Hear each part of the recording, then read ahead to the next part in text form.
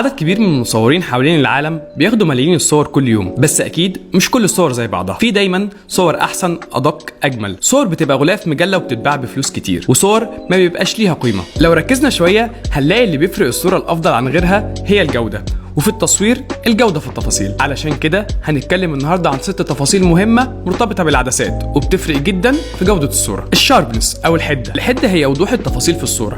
كل ما كانت الصوره حاده كل ما كانت التفاصيل اوضح، وعلشان تقدر تاخد صوره حاده ما فيهاش نعومه بتحتاج عدسه جودتها عاليه، وده اللي سيجما قدرت توفره لك في عدساتها المتطوره زي السيجما ال 50 مللي ال 1.4 والسيجما ال 85 ال 1.4 اللي قدرت تاخد تقييم وصل ل 36 و40 بي ام باكس من موقع دي اكس او مارك المتخصص في تقييم العدسات، واللي بتتراوح فيه تقييم حده العدسه من 3 الى 53 بي ام باكس.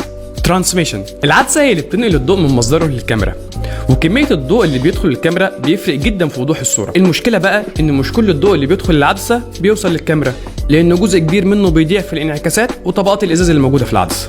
بس العدسات اللي جودتها عاليه زي السيجما ال 85 1.4 والسيجما ال 50 1.4 بتقلل من نسبه الضوء المفقود بشكل كبير جدا، وعلشان كده قدرت تاخد تقييم وصل ل 1.7 ل 1.8 تي ستوب من موقع دي اكس او مارك، واللي بتتراوح فيه التقييم من 1.1 ل 6.6 تي ستوب. ديستورشن، بنلاحظ ان صور العدسات الوايد انجل والزوم لينس بتكون اطرافها منحنيه وممطوطه وفيها كيرف. تفتكر ده ليه؟ لان العدسات اللي بتدي زاويه واسعه بيكون الازاز فيها منحني بشكل كبير، وعلشان كده بتطلع الصوره باطراف ممطوطه او منحنيه، وده اسمه ديستورشن او تشوه الصوره.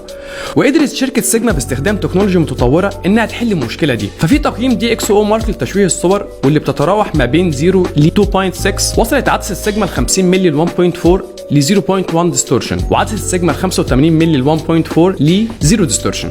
فينيت او الظلال، لما الصوره بتكون منوره من نصها بس اطرافها مظلمه وفيها حواف سوداء، ده بيبقى اسمه فينيت، وده بيحصل بسبب حجم العدسه والعناصر الكتير اللي بيمر منها الضوء جوه العدسه. بس سيجما طورت من عدساتها وعملت سيجما دي جي لينس، وقدرت بتكنولوجيا السوبر مالتي لاير كوتنج انها تمنع الانعكاسات بين السنسور وسطح العدسه. وقدرت عدسات زي ال 50 مللي ال 1.4 وال 85 1.4 تاخد تقييم بيوصل ل نيجاتيف 1.2 ونيجاتيف 1.4 من موقع دي اكس او مارك، اللي بتتراوح فيه التقييم نيجاتيف 0.3 ونيجاتيف 3.8. كروماتيك ابريشن هو عيب في طريقه تركيز الضوء على العدسه، لان الضوء بدل ما بيتقابل في نقطه واحده بينحرف في نقط مختلفه، وده بيغير في شكل الصوره، فبتظهر هاله من الالوان حوالين الحاجه اللي بنصورها، وده بيحصل بسبب استخدام عدسه واحده ومعامل انكسار واحد. وقدرت شركه سيجما انها تحل المشكله دي في عدساتها بانها جمعت ما بين عدسه محدبه عاليه الانكسار وعدسه مقعره منخفضه الانكسار. بس لما عملوا كده لقوا ان بيفضل فيه طيف من الالوان، فعملوا 3 انواع من الازاز ELD SLD